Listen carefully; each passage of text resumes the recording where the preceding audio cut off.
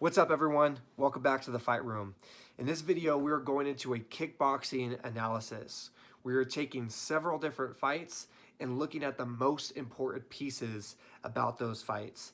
With this being said, we're also looking at things like rule set and the stylistic approach to kickboxing, each fighter's individual way that they like to implement their game plan. Now, this video is going to be a bit longer than previous videos that I've posted, anywhere from 30 to 40 minutes. So this is something that you might want to take in bits and pieces, or if you have the time, just run through it all. So I hope you enjoy. Alrighty, everyone, so we are going into our first fight, and this is a fight with Giorgio Petrosan. So he is in the black shorts here. We're going to turn this down a little bit. Again, I'm changing up the format of this analysis in that you could only see my hands and the screen, because it's going to give me a lot more control to pause it, to rewind, to fast forward, and all of that good stuff. So here we go. One thing that you always want to pick apart whenever you are watching fight footage is the stance and the footwork. The stance and the footwork create the foundation of what you are studying. This is very important to always look at this. So Giorgio, the fighter in the black shorts, he has a very tight, narrow stance. Look at his feet. Notice how close his feet are together. This is very important because this stance is going to allow him to be defensively responsible throughout the fight. Now, it's not that he's staying here throughout the fight either, because he's going to be transitioning from this tight, narrow stance where he can block kicks and foot jab very easily to a more power stance. When he starts punching really hard, that's when he is going to enter into his power stance. Also, when he's letting off these harder roundhouses, you're going to see his feet widen. Pay attention to his feet for 15 to 20 seconds here. See if you can notice any differences.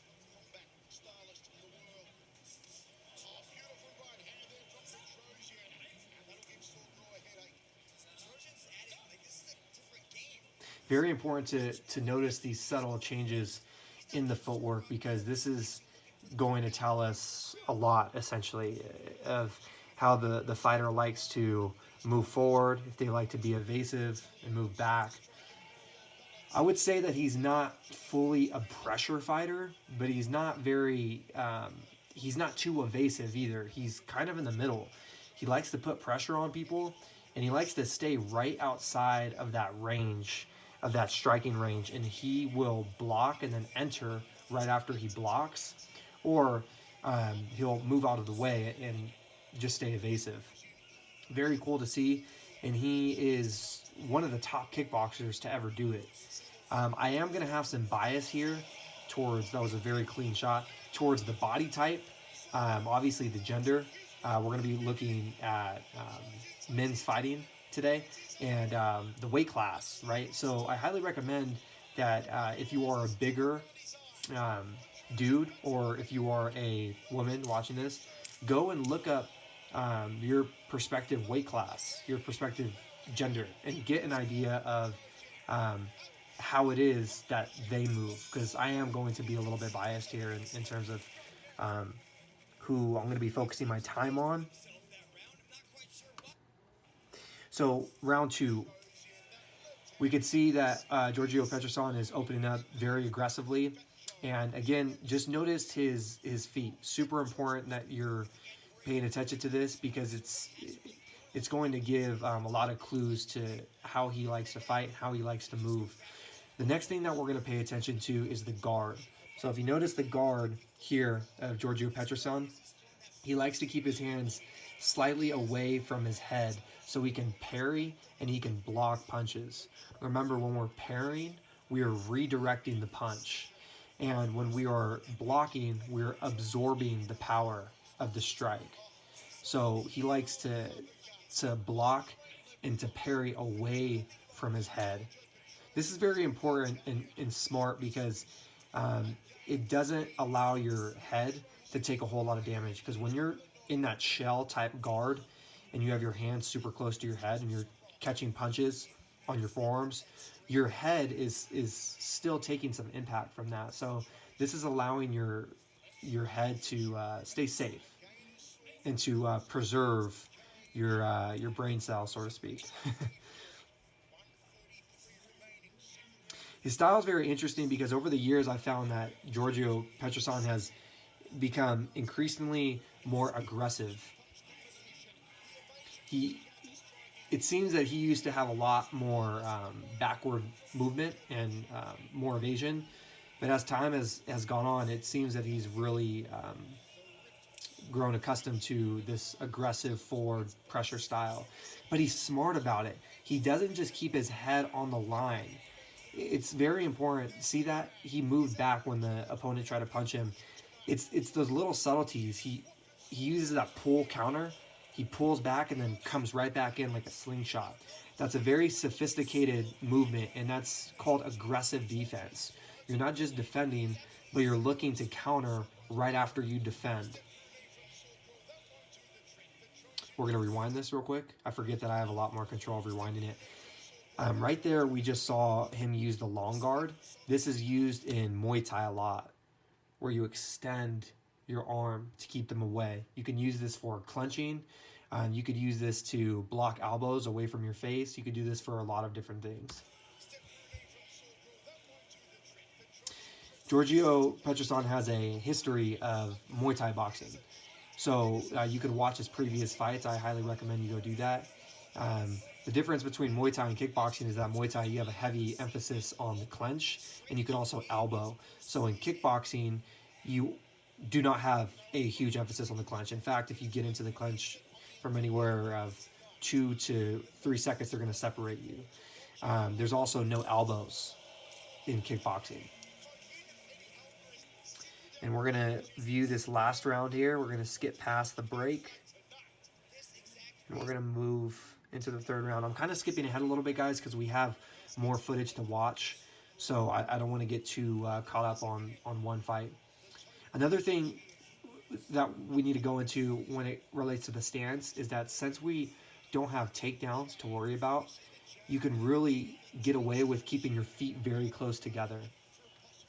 If you see his stance in the beginning rounds, and even now, his back toe touches his heel.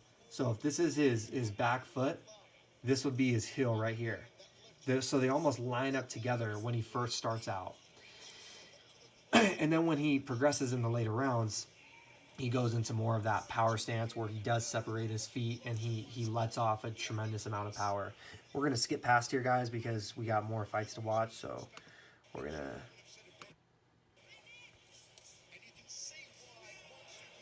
really basic fundamentals here.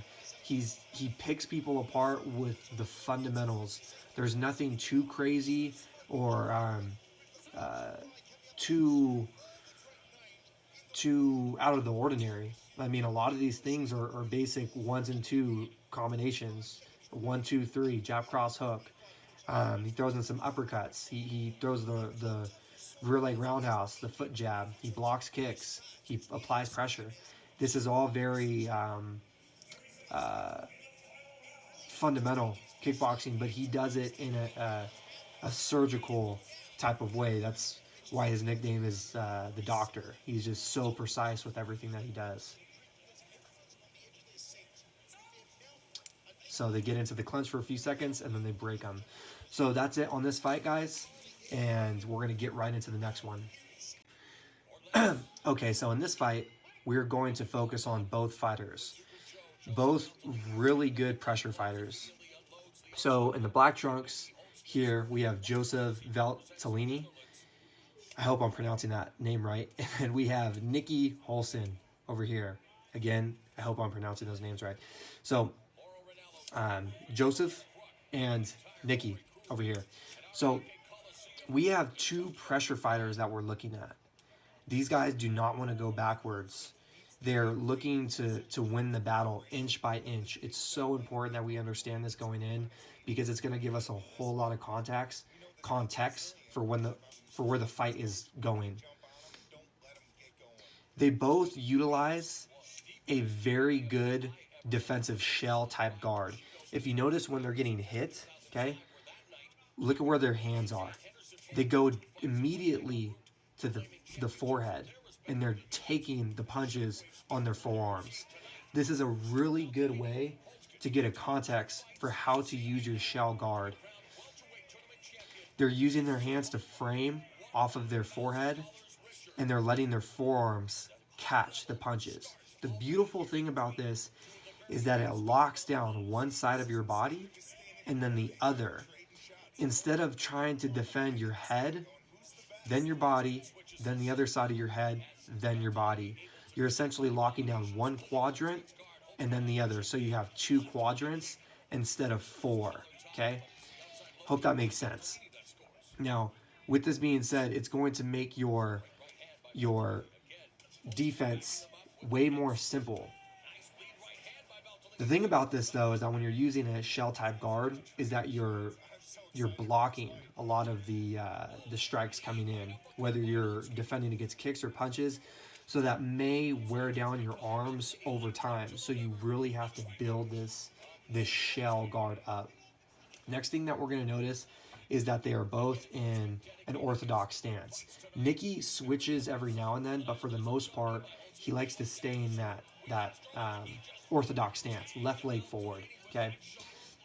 Same thing for Joseph. He likes to stay in that orthodox stance.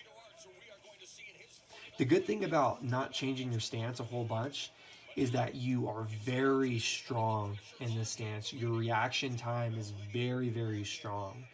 That's the thing with switching your stance that could be a little bit tricky, is that when you do that, you are potentially leaving defensive holes in your game because one side is typically better than the other. So again, I just want you paying attention to their guard, how they're utilizing it, along with pressure. Nicky Holson is a Dutch kickboxer. So whenever you see Dutch kickboxing, that means that somebody has really sophisticated hands, and you're usually going to see punching combinations into a low kick. Sorry, I'm kind of slipping over my words here. I'm really, really tired.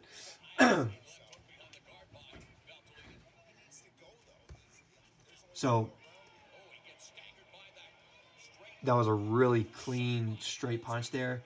Again, they're fighting for the center of the ring. They're trying to march the other one down. Again, this is a really sophisticated approach for pressure fighting. It's not just going in and leaving your chin out there. It's being smart about it. It's using that shell guard. It's putting combinations in there to throw your partner off when they're trying to counter you.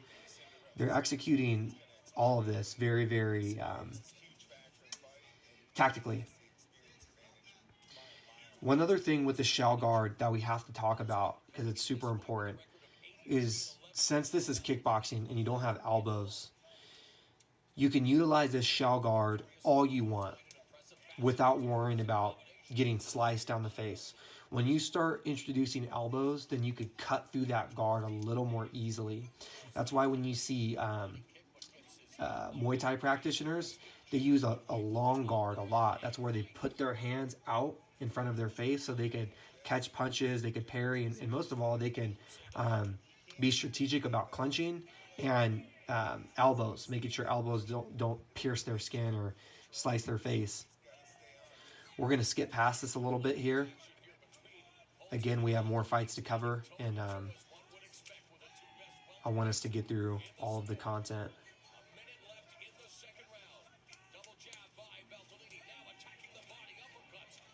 Just really good combinations there. Super skilled pressure fighters here. I mean, it doesn't get any better than this when you're looking at two pressure styles colliding against each other. It's just it's such a great performance, and we're really privileged to watch this stuff. Okay. All right, we're going into round 3, fireworks already. So you can see that there's this point where it's coming up soon. Joseph is rocked, but he's looking to come back and establish dominance, where he's not just letting Nicky push him back, push him back, push him back. He's trying to get the wheel spinning, but it's kind of difficult because Nicky is just he's on another level. I don't know if you saw that, but this was a really clean liver hook here. Bang! It's kind of hard to see it from that angle. And he dropped him. Joseph stood up, and now Nicky's on him. He smells the blood in the water, so he's putting pressure. More volume, punches coming at him. It's just all types of bad for Joseph. Again, I'm a huge fan of both of these fighters. I mean, the work that they've put in is just incredible. Joseph has a really good YouTube channel. Nicky has other social media platforms that you could go follow. Super just role models in the sport of kickboxing. That's a sweet thing that Nicky does that I like. He adds in these traditional type of kicks, like spinning wheel kicks, back kicks. It's really cool to see because you're going from a squared stance, and it's pretty difficult to throw a back kick from a squared stance. You usually see like Taekwondo practitioners throw back kicks or side kicks or spinning wheel kicks because they have that real bladed stance where their hips are bladed to the opponent instead of being more squared. But remember, with the kickboxing low kicks that you have to be able to defend those kicks every now and then because your legs are going to get eaten alive. You could kind of see some redness on the inside and the outside of their legs. And that's the thing, when you start adding in low kicks, it just changes the game. It changes your stance, changes your footwork.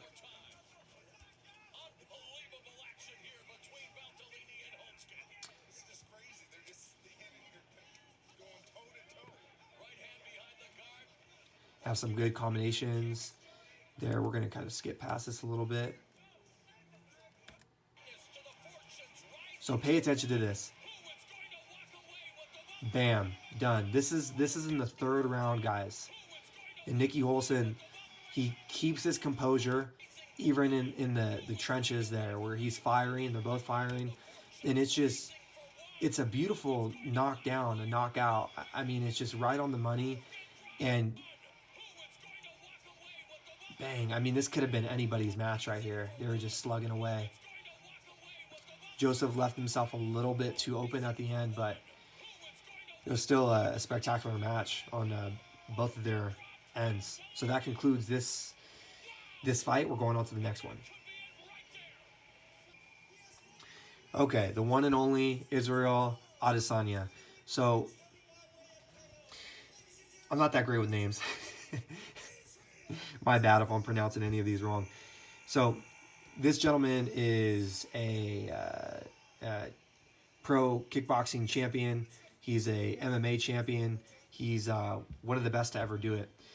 Now, Israel Adesanya, who we're paying the most attention to in this fight, is completely unorthodox. He switches his stance from orthodox to southpaw. He keeps his hands low. He's super evasive.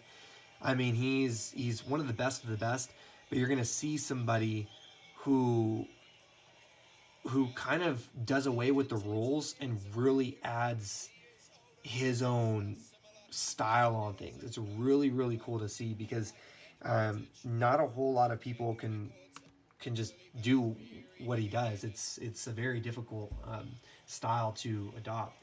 He adds these karate, these taekwondo kicks to his game. Very flashy with his kicks and a lot of feinting. He's very patient and tactical. He uses pressure in the later rounds. So what he's going to do is use his kicks and his feints. This is where you're seeing him do this stutter with his body, where it looks like he's about to throw a punch or a kick, but then he comes back. And when this happens over and over and over and over to you, it's dulling your senses. It's dulling your reaction time.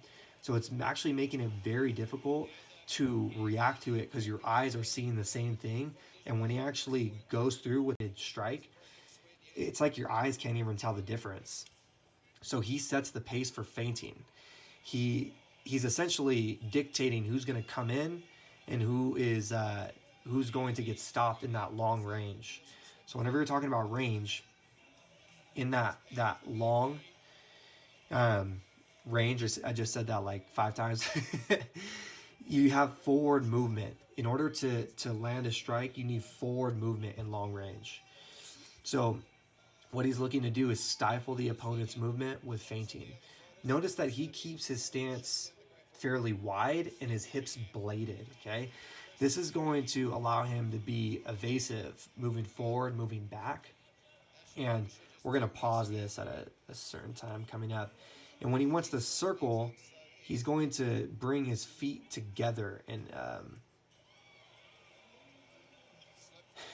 he's doing some basketball movements there. He's going to bring his feet together in more of a squared stance.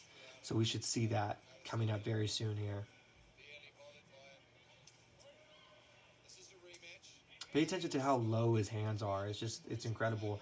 It's very difficult to see those punches coming up from that angle when the hands are that low. Sophisticated head movement. The footwork is on point. Switching his stances. The problem with having your opponent switch stance all the time is you never know what angle the strike is coming from. It's like you get used to one fighter here, and then when they switch their stance, it's almost like you're fighting somebody totally different. It's very difficult to dictate what's going to come next. Also, what's sweet about professional kickboxing rounds is that they're 3 minutes compared to professional MMA rounds, which are 5 minutes. So you can really press on the gas tank with kickboxing rounds. So we're still going to pay attention to that stance, and when Israel Adesanya starts to circle.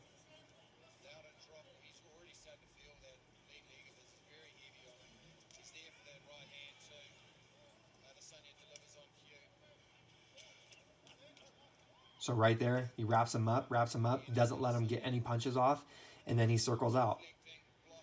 And that's the story of a lot of his fights. He is going to dictate the pace. During the later rounds, he's going to start picking up the volume, increasing the punching combinations.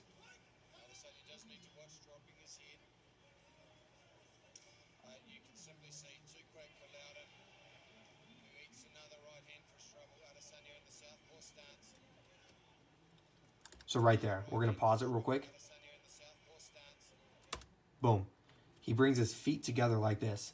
Now, he doesn't circle, but this is just important. He brings his feet together in a squared stance, okay, where his hips are fully squared, shoulders fully squared to the opponent. And now when he steps out, he can step out with either foot in a smooth transition.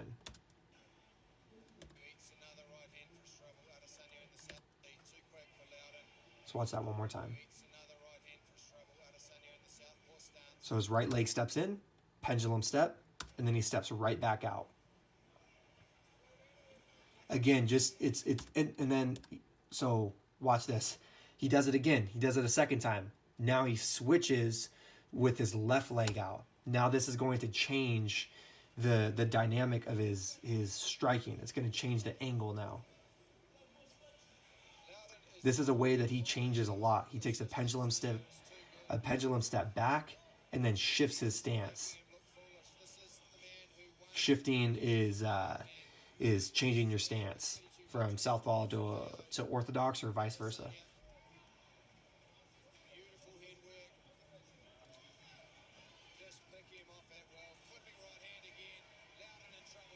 Notice that his volume's increasing. His strikes are going up per combination that he's throwing. It's like this sense when his opponents either rock, they're tired, he has them against the ropes. It's a very particular sense that he has. It's a fine sense. It's hard to develop, but he's developed it in such a way where he can sense that that essentially they want to get out of there. they just have no answers for him. And I mean, just look at that. He's going in to pressure him, and then he gets out of the way 3 different times. And these aren't big knockout shots either. He's working the body. He's going back upstairs to the head. He's going low for the low kicks. When they're up against the wall like this, up against the ropes, he's really putting, I mean, look at that. That's matrix stuff right there. The guy throws a head kick, boom, sees it, gets an inch out of the way, comes right back in. He uses a lot of punching, a lot of boxing when they're on the ropes there.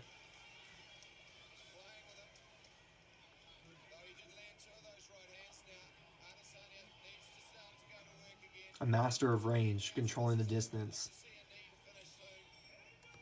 Good, now we're going to fast forward so we can get to the end here.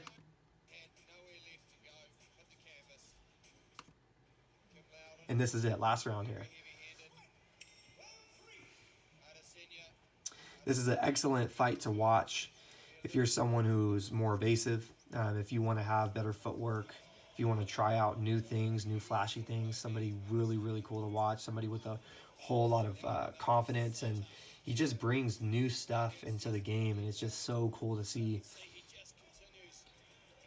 Because when you're in there, it's hard not to get caught up in the seriousness, and to have this much play, to have this much room to be creative and to flow in the ring is incredible. I mean, it looks like he doesn't have like an ounce of fear in there.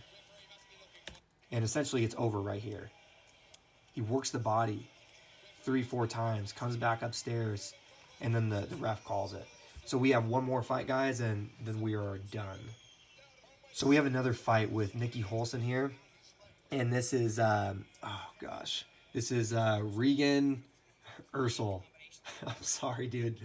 I'm so sorry. I'm trying the best that I can. I think it's Regan and Nikki. So now this fight was painful to watch. In my favorite fighter over here, one of my favorite fighters, Nikki Holson, he didn't come out with the victory, but it was still such a spectacular match, because you're watching 2 Dutch kickboxers here. You're watching 2 pressure fighters go at it, and you have one with the speed, the cardio, the stamina, and different flashiness. Within flashiness, Regan really uses his knees to create damage in these exchanges that you'll see. He drops Nikki once or twice in this fight. They fought 2 times, and Nikki lost both times. But it's such a great fight because you're seeing somebody negate a style that's very similar. I mean, it's essentially like the same thing. And again, with pressure fighting, it's very important to understand that that's one of the most common styles of combat fighting, of striking, is having that pressure, having that forward, aggressive Terminator style. That's very common. And to have 2 guys go at it, it's very important to see, because you're seeing how one guy neutralizes the other, and there he goes. So he's going to use a variety of these jumping knees, these pop knees. And I mean, they're devastating. They're hard to see coming at you. You kind of think of it as a jumping kick, and then it's more of a knee that can pierce your chin or your chest. So I think Regan does that, I mean, so well in this fight. It's just, he executed those knees on another level. And the cool thing about those jumping knees is that it's going to take your head offline. So when they're trying to punch straight at your head's going whoop right over those punches. And your knees are coming up the center here.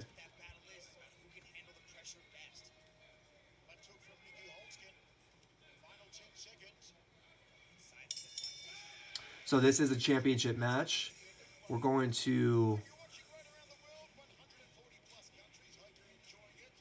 Okay, we're going to fast forward a little bit more into the 2nd round. I don't want this video to be too long here. They're going championship rounds. So we have 5 3-minute rounds. So 5 rounds total, 3-minute durations.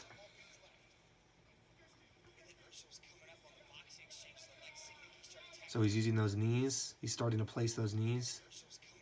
He's so good at knee placement. This is somebody that you would want to study when you're learning how to place knees in kickboxing.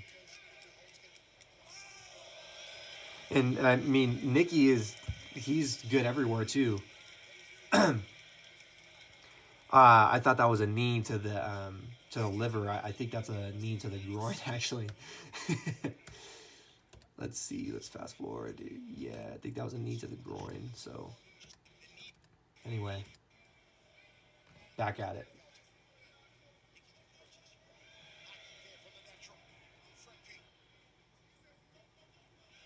Nice back kick. Again, Nicky's really good at using those traditional style kicks in his game. It's really cool to see those back kicks, the spinning heel kicks, the wheel kicks.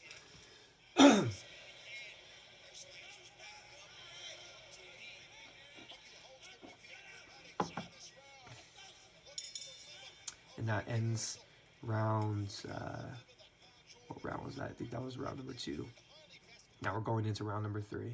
And we're going to skip past it a little bit, guys, because I want you to get through all of these videos, and I want this video to be under 30 minutes, if possible. And there we go. Here we go. So notice this combination right here. Gives a few punches, bang, jump knee, pop knee. I mean, look how clean that was. Knee, knee, knee. I mean, that was just a beautiful execution of knees, and knee, knee, knee. I mean, wow. Look at that. It's just a flurry of knees, and it's so difficult to deal with. It's really incredible to watch, because Nicky, he's a world champion. He's a multi-champion in kickboxing. He's shut down so many world-class competitors, strikers.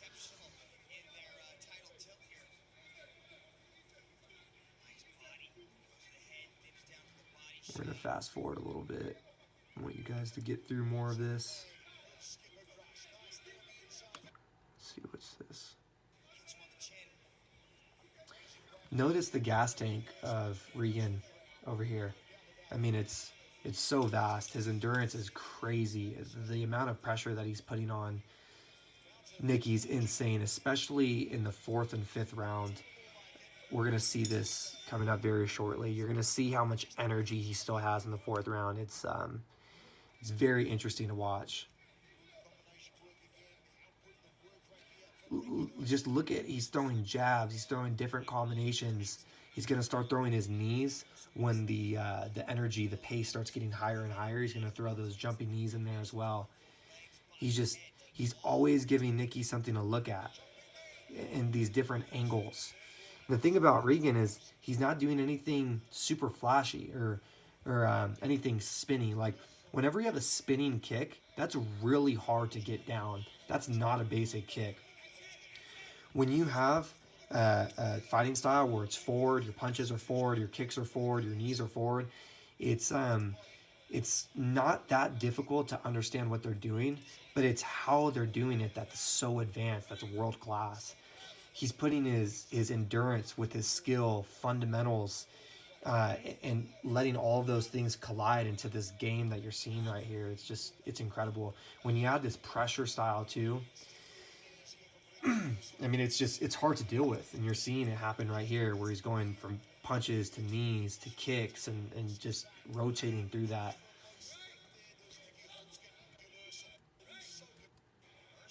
We should see the tempo going up soon here. One thing that's really cool to watch about professional kickboxers is that their composure is like a statue. It's like they get kicked or they get hit and they look like they're the same fighter right after that hit. They don't look scared. They're not backing up, especially pressure fighters where you're having people just like collide the whole time, like 2 Dutch style kickboxers go at it. It's really cool to see their level of confidence and their stoicism in the fight. It's so composed the whole time. And unless they're extremely hurt, you're not going to see like their fatigue or whatever. That was a beautiful knee. So that's something that's going to crack composure right there. That knee right on the button, that pop knee. Jab, pop knee right up the center. That was just beautiful to watch. That's going to drop Nicky. It's going to give him a 10-second count. And they're right back in it.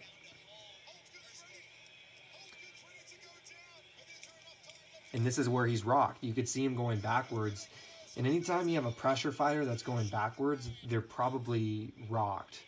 And that's the thing. He's trying to get his composure back. He's trying to gain his balance and all of that after he's just been knocked down. Last round here, guys.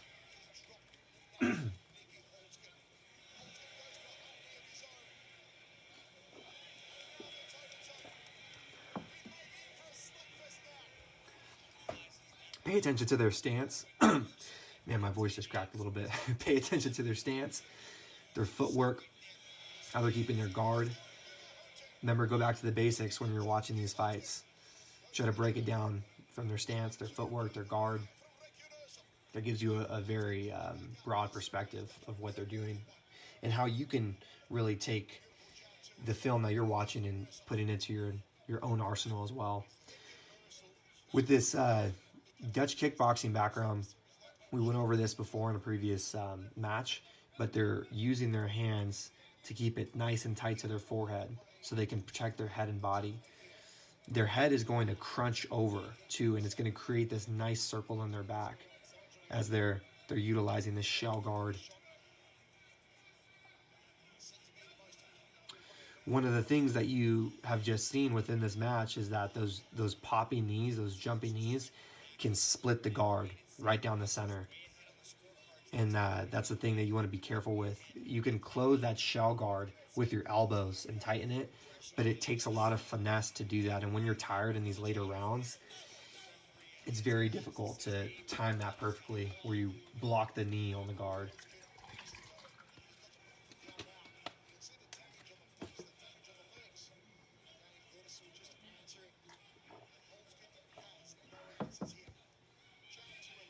We're seeing them just stay right in front of each other's face, countering back and forth, using different combinations. And we're going to fast forward a little bit because this video is getting a little bit long. Remember, not a huge emphasis on the clinch. Once they get into the clinch, they're going to separate. It's important to revisit the rules. Remember, there's no elbows in kickboxing, so you can get away with using that shell guard the whole match and really protect your head, protect your body. But when you have those jumpy knees, you may need to adjust because they will get through if you're not very careful about closing your elbows in the shell guard. And we're coming up on the end of our last video, guys.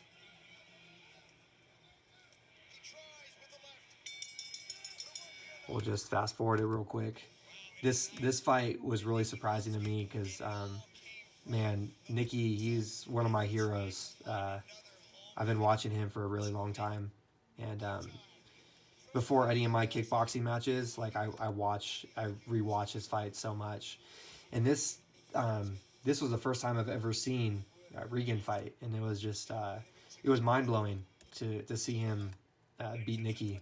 And I think that both of their fights should be studied very thoroughly because they're masters of their craft. And again, it's just a huge privilege to watch this stuff. So that's it. That's a wrap for the last video, guys. Thank you so much, everyone. I appreciate you watching. And if you got anything out of this video, please give it a thumbs up and a share. It really helps the channel grow. And if you want to see anything in the future, drop it down in the comment section below. Until next time.